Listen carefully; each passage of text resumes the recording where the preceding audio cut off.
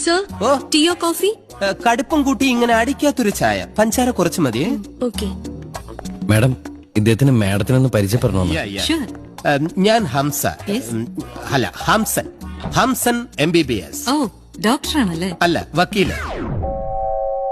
ഇത് നിനക്ക് മാത്രമേ വക്കീലാകാവോ? ബാക്കി പറ.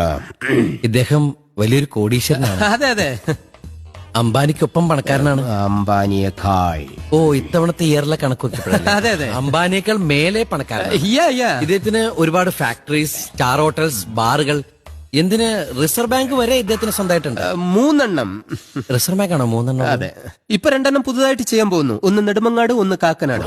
റിസർവ് ബാങ്കേ Yeah. മാഡത്തിനോട് ഇയാളെ കുറിച്ച് ഇല്ലാത്ത കാര്യങ്ങൾ പുകഴ്ത്തി പറയണമെന്ന് എന്നോട് പറയാൻ പറഞ്ഞു. എന്തിന്? മാഡത്തിന്റെ ഒരേ ഒരു മോളെ ഇയാള് കല്യാണം കഴിച്ചിട്ട് മാഡം ഇപ്പൊ ഇരിക്കണ കസേരയില്ലേ, അവിടെ ഇയാള് കയറിയിരുന്ന് മാഡത്തിന് ചവിട്ടി പുറത്ത്